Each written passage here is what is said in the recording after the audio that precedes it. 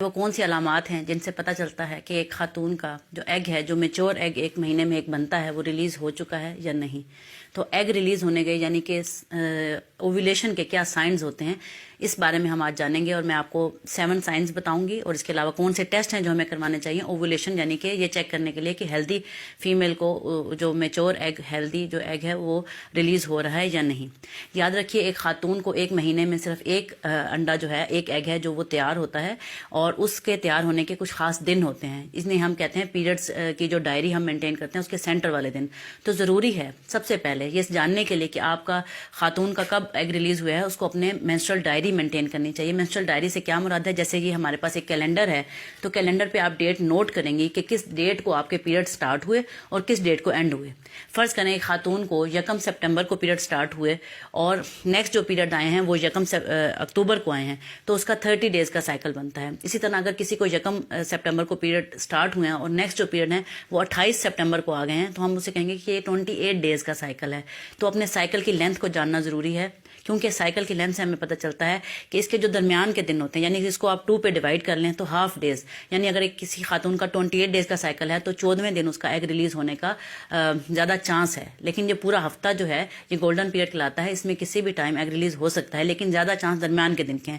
اس طرح ایک خاتون ہے، اس کے 32 دن کا سائیکل ہے، یعنی کہ 1 سپٹمبر کو اس کو پیریڈ آئے اور اگلے مہینے اکتوبر کی 2 یا 3 تاریخ کو آئے، تو یہ 32 ڈیز کا سائیکل بن گیا.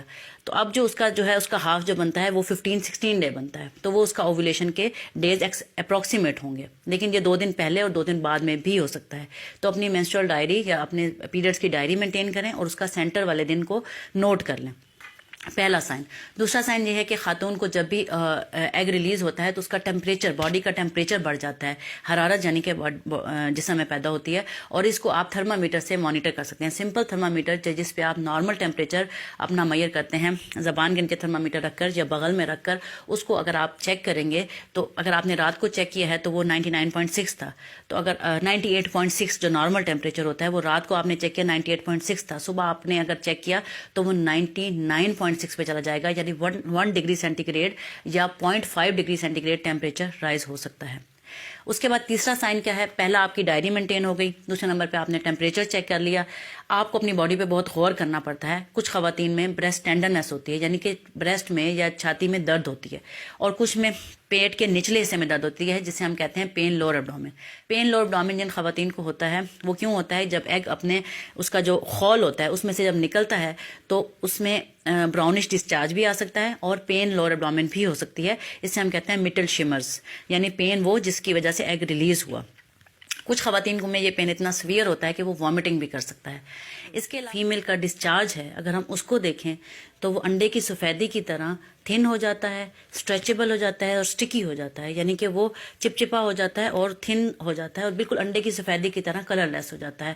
تو اگر آپ غور کریں تو اس دن جس دن آپ کی اوویلیشن ہوتی ہے اس دن یہ ڈسچارج زیادہ آپ کو کلیئر نظر آتا ہے، کلیئر کلر میں، اور سٹکی نظر آتا ہے اور اسٹریچیبل نظر آتا ہے. عام دنوں میں اس طرح کا ڈسچارج نہیں ہوتا. اس کے علاوہ کچھ خاص قسم کے ٹیسٹ ہیں جو ہمیں بتاتے ہیں کہ اوویلیشن کیسے ہوتی ہے. جیسے کہ مارکیٹ میں اوویلیشن کٹس اویلیبل ہوتی ہیں. اوویلیشن کٹ جسٹ لائک جیسے آپ پریگنینسی ٹیسٹ چیک کرتے ہیں، اس طرح اوویلیشن کٹ کے ذریعے آپ یورین کا کچھ سیمپل اس کٹ کے اوپر ڈالتے ہیں، تو آپ کو اگر 2 لائنز نظر آ جائیں تو اس کا مطلب ہے کہ اوویلیشن آپ کی ایکسپیکٹڈ ہے 24 سے 48 گھنٹے میں ہونے والی ہے. اس کٹ کا نام LH کٹ بھی ہے یا اوویلیشن کٹ کے نام سے بھی جانی جاتی ہے. اس کے علاوہ اگر آپ کے پاس میں کوئی گائنوکالوجسٹ اویلیبل ہیں تو آپ اپنی گائنوکالوجسٹ سے اپنا الٹرا ساؤنڈ کرواتے ہیں. اس کے اوپر ایک درمیان کے دنوں میں ایک بہت بڑا ڈومیننٹ فولیکل نظر آتا ہے جو کہ 20 mm سائز کا ہوتا ہے.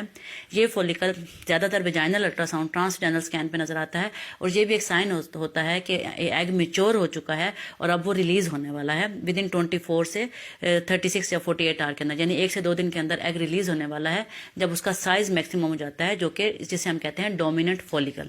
امید ہے آج کی میری اس ڈیٹیل ویڈیو میں آپ کو پتہ چل گیا ہوگا کہ اوویلیشن کے کیا سائن ہیں، اور اگر آپ مزید جاننا چاہتے ہیں اس کے بارے میں تو آپ اپنی ڈاکٹر سے ضرور مشورہ کریں اور اس سے جو ہے کنسلٹ کریں فار فردر انویسٹیگیشن کے کون کون سے ٹیسٹ ہونے چاہیے. تھینک یو سو مچ. اللہ حافظ.